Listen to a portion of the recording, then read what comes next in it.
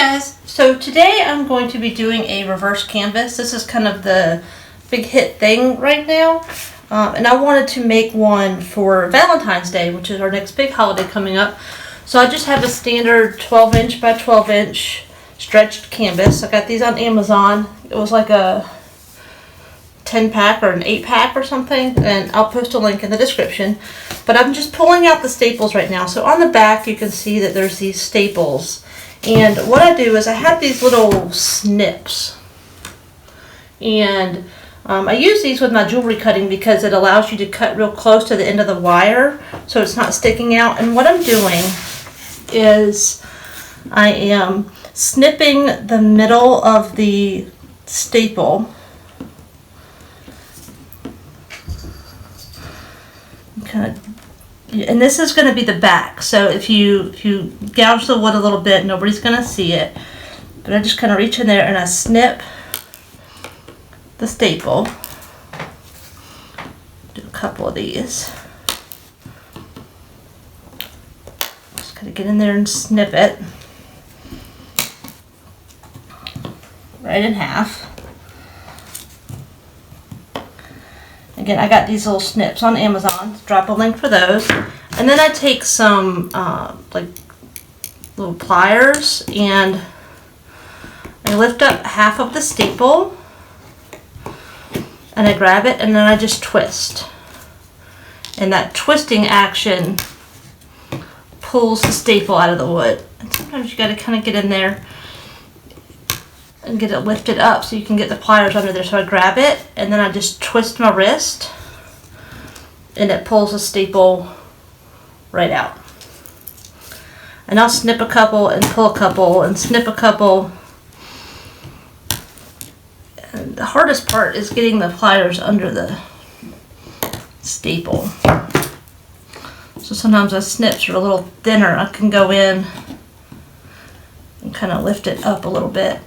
And this part of the canvas here is going to get cut off, so it doesn't matter if it gets scratched up. And then you just go in and you twist and pull those right out.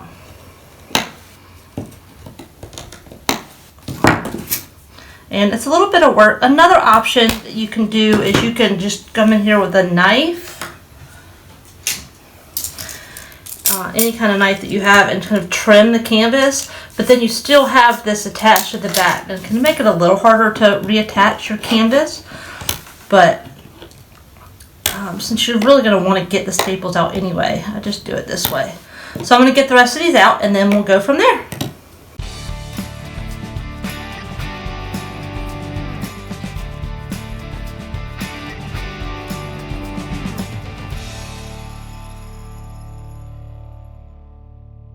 So I want you to be able to see exactly what I'm doing. I have my little snips here, and I am kind of sticking it into the wood. Again, this is the back. Nobody's going to see it, so it's going to dent the wood a little bit. And I squeeze, and it breaks that staple. And one side will pop up a little bit, and so then I go in with my pliers, and I lift it up. And then I grab it and then I just twist my wrist and it pulls the staple right out. This side's usually still embedded pretty far into there, so again I take my snips and I just kind of reach under there and lift it up. Now you can use this to twist and pull it out. The problem is if you squeeze too hard, it's going to snap that staple and you run the risk of this piece flying off across the room. Could fly off and hit you in the face. So wear safety goggles for sure when doing this. Then I just twist this other one out and that's all there is to it. So really easy. And you can see the one underneath, a little bit of marks, but again this is the back. Nobody's going to see that. Okay, so we have all the staples taken out. Move those out of the way. And we have our canvas. So we can unfold this canvas and you can tell that the back of the canvas is the natural color and the front has already been prepped and it's white, and that's the side we're going to be applying our heat transfer vinyl to. But you just remove the frame, and this is the front, and it does have staples in it. You could remove those if you wanted to. There are pieces keeping the frame together. It just depends on what you want to do. I'm going to try to remove one and see how it looks. Let's see what happens when we take one out. You just want to be careful not to ding up the wood.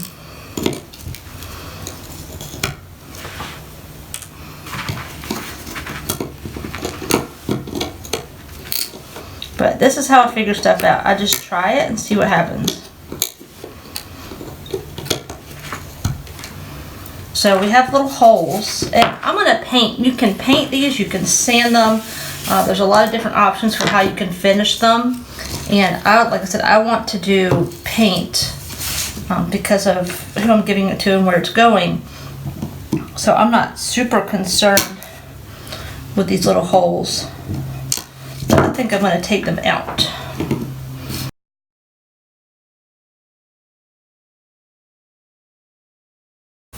So all of our staples are out, and again we're going to be applying the heat transfer vinyl to this white side of our canvas, and we're going to be trimming the canvas down. So this is kind of the area that we have to work with. So I'm going to grab my ruler.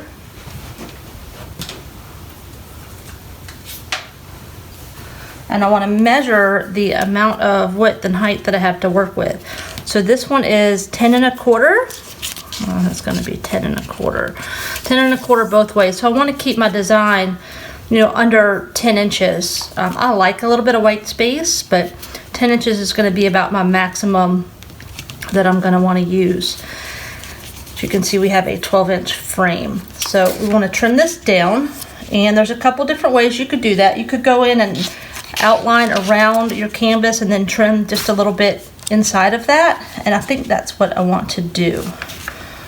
So I'm gonna get this where I want it and grab a pencil.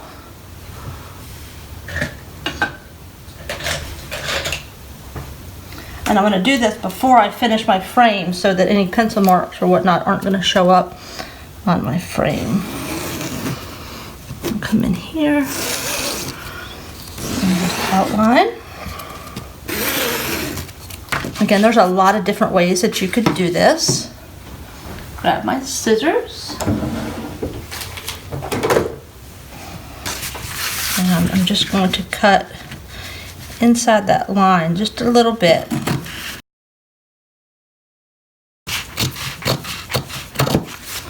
Cut off the edges. So then when we have our vinyl on there, we have our painted frame, it'll lay just like that. So you can see when we flip it over, it fits just inside the edge of this, and we're just going to staple it back on when we're done. So there we go. So let's paint this, and it can start to dry while we cut and weed and apply our heat transfer vinyl. I'm going to be using Heirloom Traditions Black Bean Black Chalk Paint because this dries really quickly. And I've got the paper down to protect my table. I use orange wood sticks, like manicure sticks, to stir my paint most of the time. Just want to stir that gently.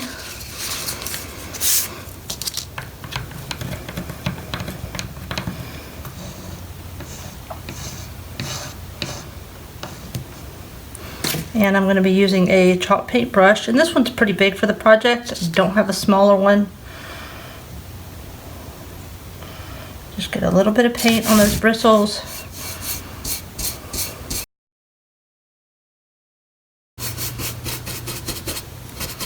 And the way these frames are assembled, they're not designed to be shown. You have your stretched canvas on the front, and you never take the canvas off. So they do have these little slots here. So I'm going to get a paintbrush and paint those black inside so they're not as obvious. We're going to get the rest of this done first. Again, you could stain this with wood stain. I prefer oil-based stains. They do take a little longer to dry, but I really like the color that they offer. the richness. You could use water-based stains. You could do a paint wash, which is just adding water to your paint and wiping it on like a stain.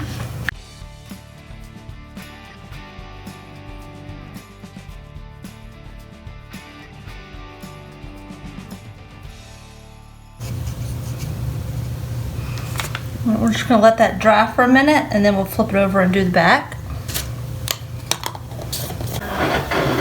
Okay, so the front is dry, and so we're going to flip it over and just do a coat on the back. And I've got my Cameo cutting my heat transfer vinyl. Just want to get this covered. Again, even though most of this is going to be covered, I like to finish my backs. I just think it looks like a more completed project, but you don't have to. It's totally up to you. I can go back in with my little brush and get the other side of those little insets there. That's where they join the two pieces of the frames together.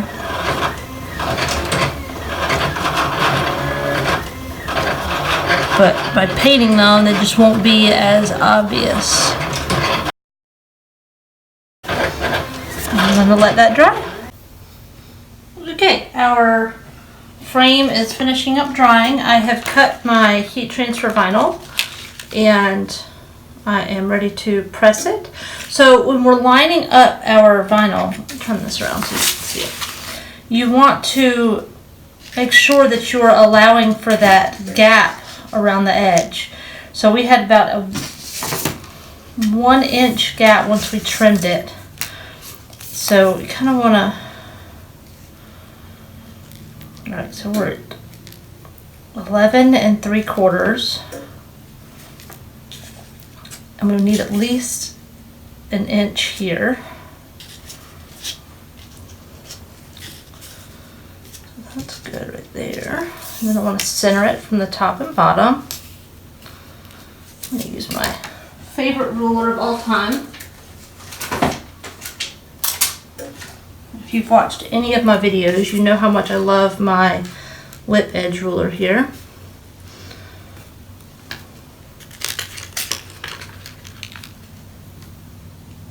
It allows me to get everything perfectly straight and even, because I can see through these lines and make sure that everything is lined up.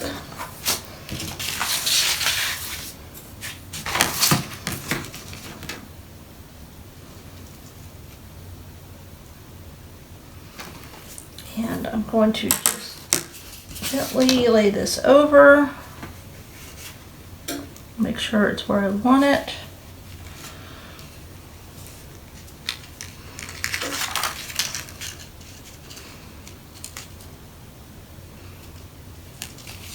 Again, I mean, there's no rule of where something goes on here. It's whatever you like. You could center this. I want mine more over to the left. So that's exactly where I want to press it. So now we're going to go over to the heat press and press this on. Okay, so our heat press is heated up to 305 and we're going to press. And I usually use a pressing pillow, but for this, I think I'm going to not. Let's take that out of there. And I'm going to need to tighten down my pressure quite a bit without the pillow. Let's see.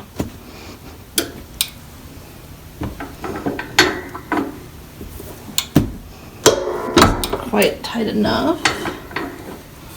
Okay. So I'm going to, because I have two colors, I also have this little heart here. I'm just going to press for a couple seconds to tack that down.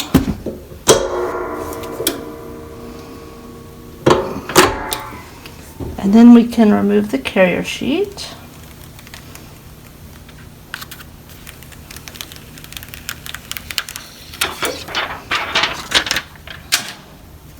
I'm going to line up my heart. And this file is from the Silhouette Design Store.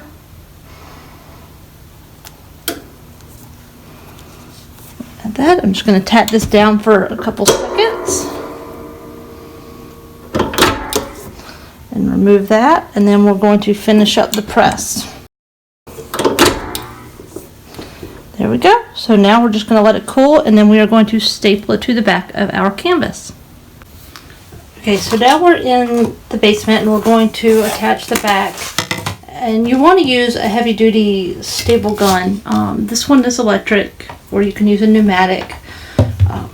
I don't have any staples for my pneumatic, so we're going to use the electric one, and we just kind of want to get this lined up how we want it, and then you need to flip it, which can be a little tricky. So I'm just going to kind of hold it up and make sure it didn't shift too much. Get this centered on the back here,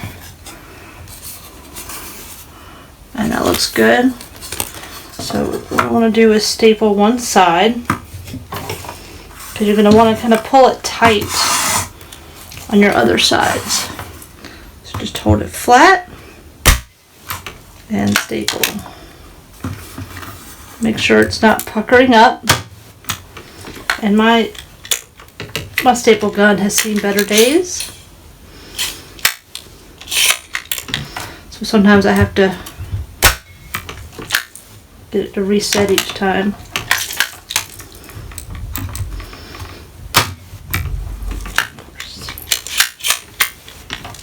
You shouldn't normally have to do this. Last two didn't go in all the way, so I'm just going to grab my little hammer,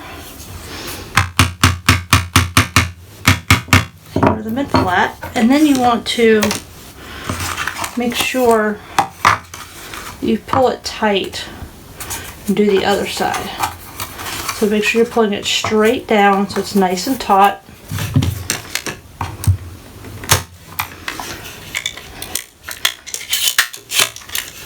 Make sure your nail gun, staple gun is working. We work with what we have, right?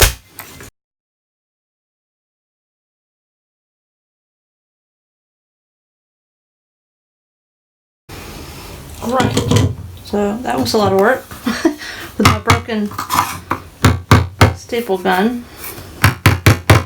Make sure those are flat in. And there we go.